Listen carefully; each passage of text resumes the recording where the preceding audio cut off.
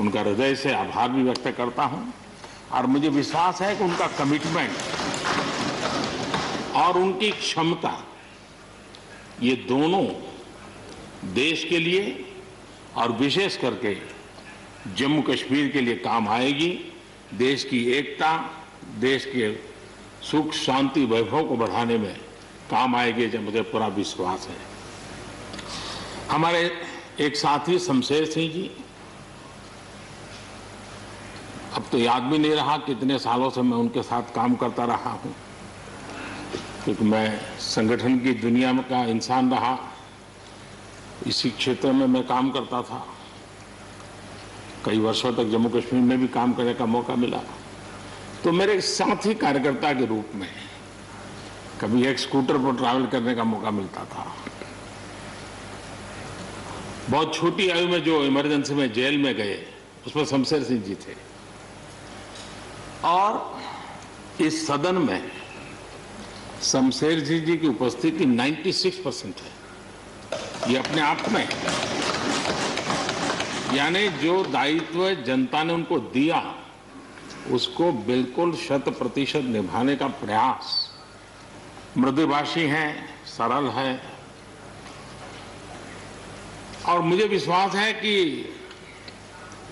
जम्मू कश्मीर से रिटायर्ड होने वाले 4 आदरणीय सदस्यों के लिए उनके जीवन का यह कार्यकाल सबसे उत्तम कार्यकाल है, क्योंकि इतिहास ने एक नई करवट बदली है और जिसके वो साक्षी बने हैं, सहयात्री बने हैं।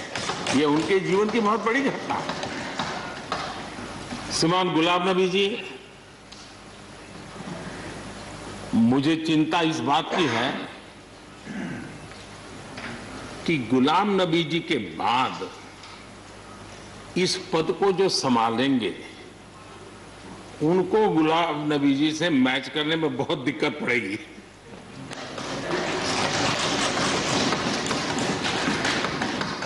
क्योंकि गुलाम नबी जी अपने दल की चिंता करते थे, लेकिन देश की और सदन की भी उतनी ही चिंता करते थे। ये छोटी बात नहीं है जी, ये बहुत बड़ी बात है। वरना अपोजिशन के लीडर के रूप में अपना दबदबा पैदा करना, ये सब मोह किसी को भी हो सकता है, लेकिन उन्होंने सदन से, मैं शरद पवार जी को भी इसी कैटेगरी में रखता हूं, वे सदन की और देश की चिंता को प्रायोरिटी देने वाले नेताओं में से रहे। गुलाम नबी जी ने बखूबी इस काम को निभाया है। मुझे याद है इस कोरोना काल में मैं एक फ्लोर लीडर्स की मीटिंग कर रहा था, तो उसी दिन गुलाम नबी जी का फोन आया। तो मोदी जी, ये तो ठीक है आप करते हैं, लेकिन आप एक काम कीजिए, सभी पार्टी लीडर्स की मीटिंग जरूर बुलाइए। मुझे अच्छा लगा कि उन्होंने पार्टी लीडर्स के साथ, सभी पार्टी अध्यक्षों के साथ बैठने का मुझे सुझाव दिया, और मैंने उस मीटिंग को किया भी। वो गुलाम नबी जी के सुझाव पर किया था। और मुझे कहने में, यानी इस प्रकार का संपर्क, और उसका मूल कारण है कि उनको दोनों तरफ का अनुभव रहा है, सत्ता दल का भी और विपक्ष का। 28 साल कार्यकाल, ये अपने आप में बहुत बड़ी बात होती है जी। बहुत साल पहले की बात है, शायद अटल जी की सरकार होगी, मुझे याद नहीं रहा। मैं यहाँ सदन में किसी काम से आया था, मैं तो तब राजनीति में नहीं था, ये इलेक्टोरल पॉलिटिक्स में नहीं था, मैं संगठन का काम करता था। तो मैं और गुलाम नबी जी ऐसे ही लॉबी में गप्पे मार रहे थे। अब जैसा पत्रकारों का स्वभाव रहता है, बराबर नजर लगाए बैठे थे कि ये दोनों का मेल कैसे हो सकता है। हम हंसी खुशी से बातें कर रहे थे, तो हम जैसे ही निकले तो पत्रकारों ने घेर लिया। गुलाम नबी जी ने बहुत बढ़िया जवाब दिया था। वो जवाब हम लोगों के लिए बहुत काम आने वाला है। उन्होंने कहा, भाई देखिए, आप लोग हमको अखबारों में या टीवी माध्यमों में या पब्लिक मीटिंग में लड़ते झगड़ के देखते हो, लेकिन सचमुच में इस छत के नीचे हम जैसे एक परिवार का वातावरण कहीं नहीं होता है। इतनी हमारी आत्महत्या होती है, इतने सुख दुख होते हैं। ये जो स्पिरिट है, वो स्पिरिट अपने आप में बहुत बड़ी बात होती है। गुलाम नबी जी का एक शौक शायद बहुत कम लोगों को पता होगा, और कभी उनके साथ बैठोगे तो बताएंगे। हम सरकारी बंगलों में रहते हैं तो बंगले की दीवारें, अपना सोफा सेट, उसी के आसपास हमारा दिमाग रहता है। लेकिन गुलाम नबी जी ने उस बंगले में जो बगीचा बनाया है, यानी एक प्रकार से कश्मीर की घाटी की याद दिला दे, ऐसा बगीचा बनाया है। और इसका उनको गर्व भी है, वो समय देते हैं, नई नई चीजें जोड़ते हैं, और हर बार जब कंपटीशन होती है तो उनका बंगला नंबर 1 ले आता है।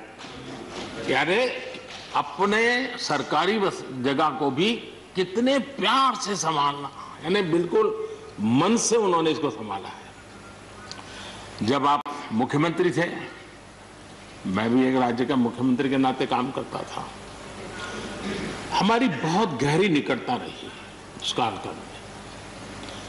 शायद ही कोई ऐसी घटना मिल सकती है कि जबकि हम दोनों के बीच में कोई संपर्क सेतु न रहा हो। एक बार गुजरात के यात्री, क्योंकि जम्मू कश्मीर में जाने वाले टूरिस्ट में गुजरात बहुत बड़ा नंबर रहता है, और टेररिस्टों ने पर हमला कर दिया, करीब 8 लोग शायद मारे गए। सबसे पहले गुलाम नबी जी का मुझे फोन आया।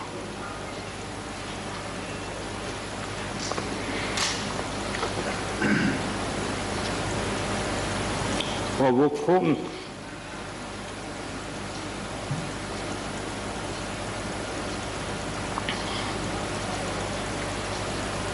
सिर्फ सूचना देने का नहीं था,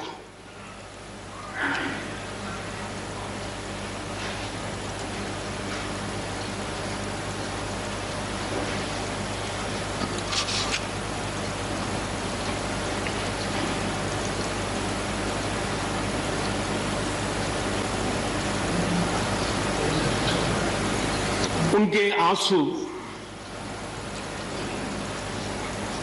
रुक नहीं रहे थे। फोन पे उस समय प्रणब मुखर्जी साहब डिफेंस मिनिस्टर थे। मैंने उनको फोन किया, मैंने कहा साहब अगर फोर्स का हवाई जहाज मिल जाए इन डेड बॉडी को लाने के लिए। रात देर हो गई थी। प्रणब मुखर्जी साहब ने कहा आप चिंता मत कीजिए, मैं करता हूं व्यवस्था। लेकिन रात में फिर गुलाम नबी जी का फोन आया। वे एयरपोर्ट थे,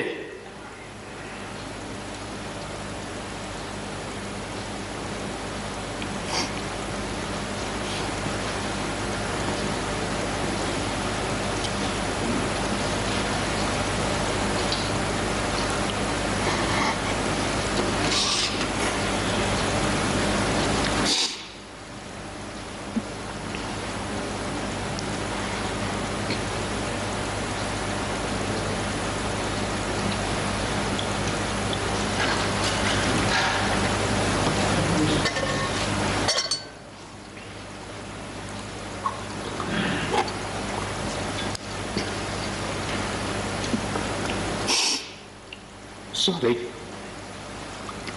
उस रात को एयरपोर्ट से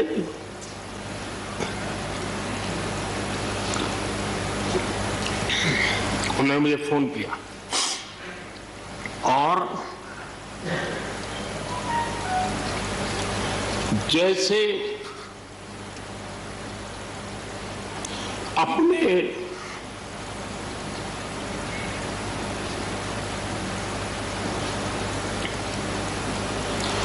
परिवार के सदस्य की चिंता करें,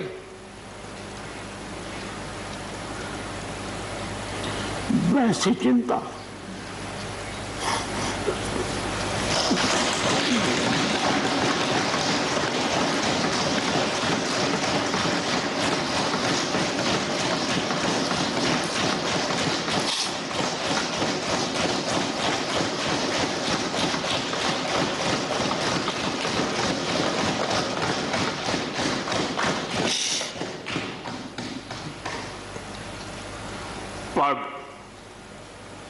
सत्ता जीवन में आती रहती है, लेकिन उसे कैसे पचाना,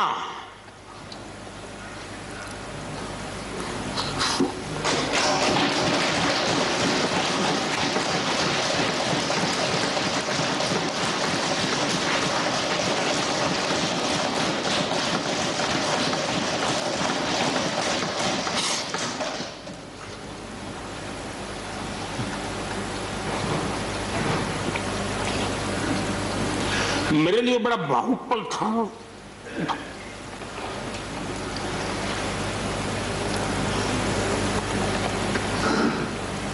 दूसरे दिन सुबह फोन आया कि मोदी जी सब लोग पहुंच गए।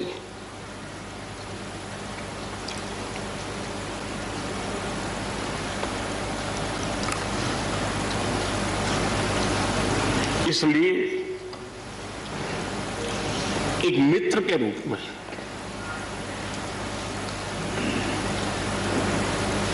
गुलाम नबी जी को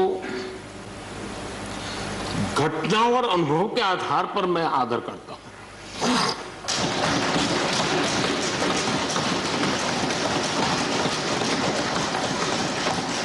और मुझे पूरा विश्वास है कि उनकी सौम्यता, उनकी नम्रता, इस देश के लिए कुछ कर गुजरने की उनकी कामना, वो कभी उनको चैन से बैठने नहीं देगी।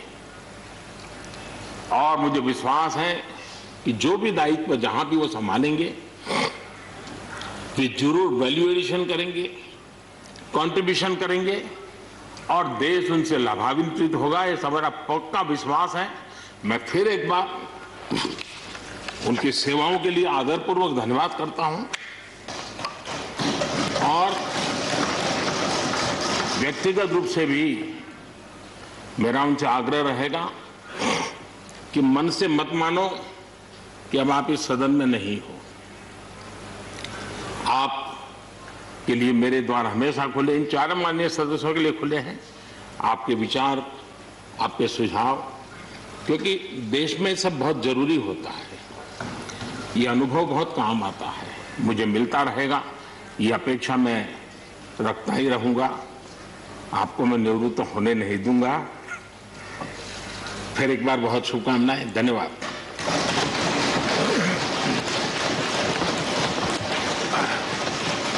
धन्यवाद प्रधानमंत्री जी। श्री शरद पवार जी।